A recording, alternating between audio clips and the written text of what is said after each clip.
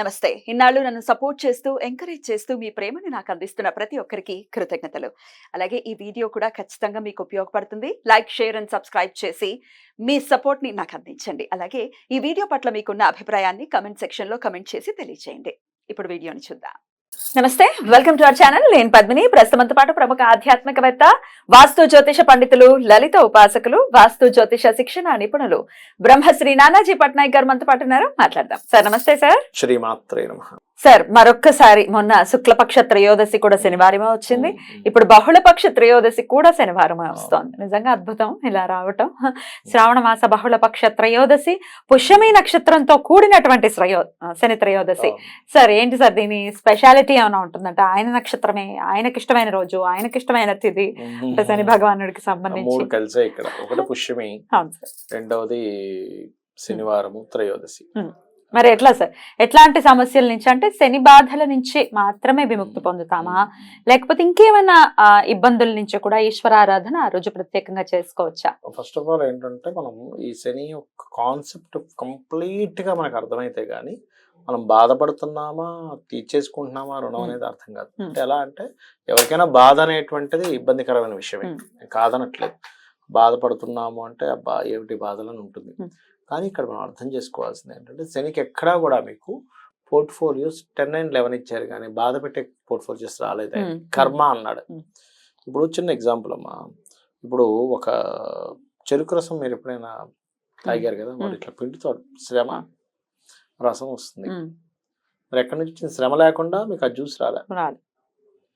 అంతే సార్.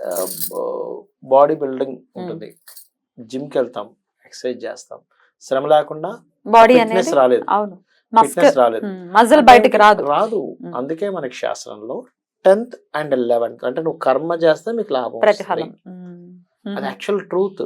మనం దాన్ని ఏమనుకుంటున్నామంటే అబ్బా ఏమిటిది, మనం ఒక్కసారి రివర్స్ గా ఆలోచిద్దాం. దీన్ని ఏమిటి ఈ డబ్బులు ఎత్తాలా, ఏమిటి నాకు ఈ కర్మ, ఏమిటి ఈ ట్రెడ్మిల్ మీద నేను నడవాలా, ఏమిటి నాకు ఈ కర్మ ఉంది సార్. నీకు అది కావాలంటే చేయాలిగా. ఈ డబ్బులు ఎత్తాలా, ఇప్పుడు నేను వీడికి డబ్బులు కట్టాలా, మళ్ళీ ఈ డబ్బులు కట్టడానికి నేను డబ్బులు కట్టి డబ్బులు ఎత్తుతున్నా, ఏమిటి ఇది అన్యాయం కదా అన్నట్టుగా ఉంటది మన ఆలోచించడం. సూపర్. ఇంత బరువైంది ఇలా లేపి పైకెత్తి ఇలా అనాలా, ఏమిటండి అన్యాయం, వాడికి మళ్ళీ నెలకు 3,000 4,000 కట్టాలా, ఇంతకంటే ఘోరం ఉంటుందా అన్నట్టు ఆలోచించినట్టుగా ఉంటుంది మన కష్టాలు కూడా. బాబు ఇలా అర్థం చేసుకోవచ్చా సార్? జ్యోతిష్కులు అయ్యాక ఈ థాట్ ప్రాసెస్ వచ్చిందా, లేకపోతే చిన్నప్పటి నుంచి ఈ థాట్ ప్రాసెస్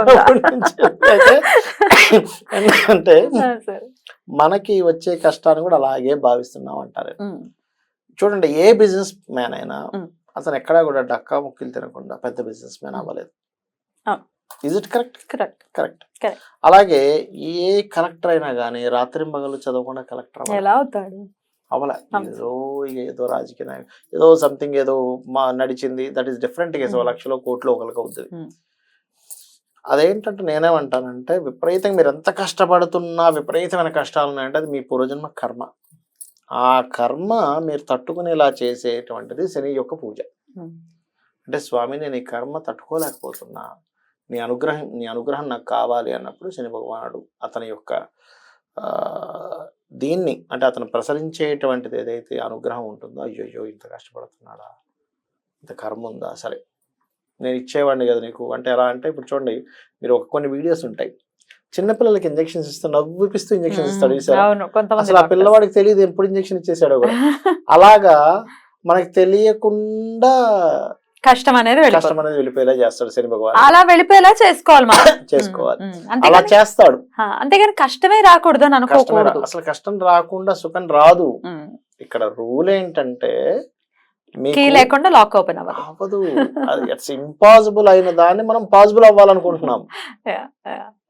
వర్షం పడాలి, ఎండ తీవ్రంగా వచ్చి సముద్రంలో నీళ్ళన్నా ఆవిరి ఆకాశం మీదకి వెళ్ళి వర్షం రావాలి.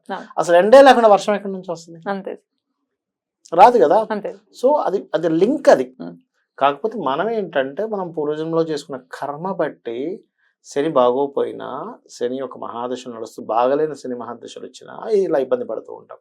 శని బాగున్న వ్యక్తికి ఎంత ఉంది, ఎలా ఇస్తాడో తెలుసా అండి శని? అవును సార్. అన్లిమిటెడ్, కొన్ని 4-5 తరాలు తినేంత ఇస్తాడు శని. చూసారా సార్ అట్లాంటి జాతకం? అయ్యో బోల్డ్ అన్ని. ఉమ్, శని బాగున్న జాతకాలు నేను చాలా మటుకు గల్ఫ్ కంట్రీస్ లో ఉండేవాళ్ళు చూసాను. ఉమ్, ఉమ్. బావులు, నూనె. పెట్రోల్ బంకులు, ఆ. నూనెలు, ఆ, అసలు అడగొద్దు. ఇక్కడ ఉండే వాళ్ళు కూడా పెట్రోల్ బంక్స్ ఉండేవాళ్ళు, ఇవన్నీ శని కారకత్వాలే. Right. బొగ్గు గనులు, మైనింగ్ అంతా శని. ఉమ్. ఆ.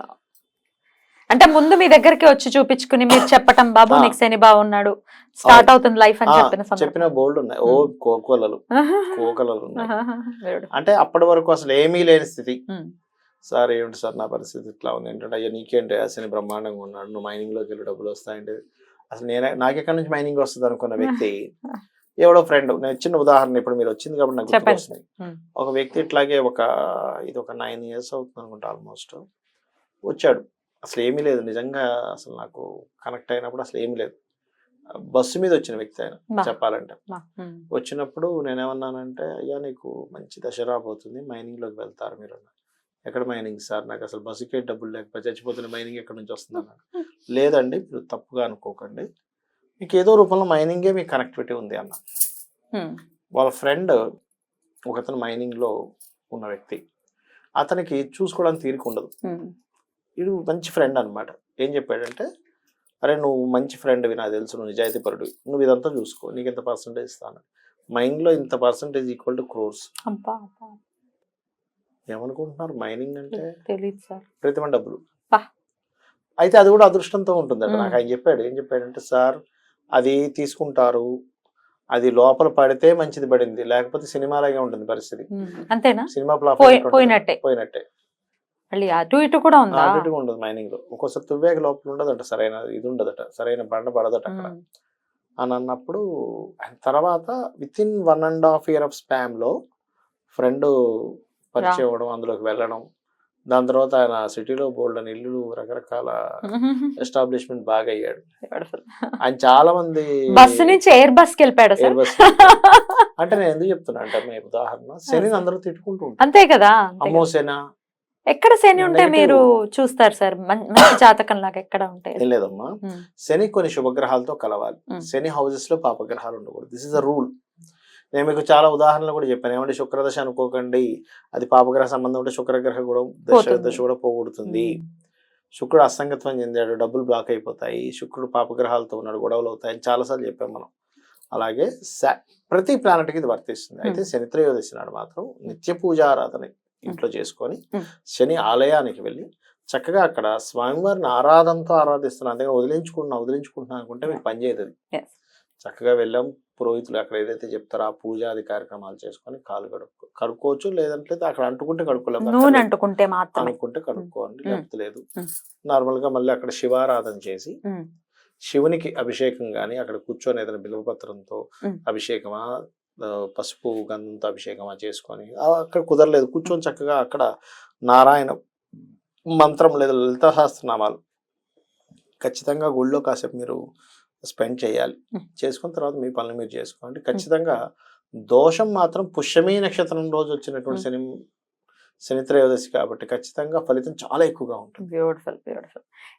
అలాగే లలిత ఎలాగో చేసుకోమంటున్నారు, అవునమ్మా. కానీ శని ప్రీతి కోసం ఇంకేదైనా మంత్రం ఏదైనా ఉందా సార్ చేసుకోవడానికి నిత్యం? లలితా సహస్రనామాల్లో ఉన్నటువంటి ఓం అనాకలిత సాదృశ్య చుబుక శ్రీ విరాజితాయే నమః బ్రహ్మాండంగా పనిచేస్తుంది.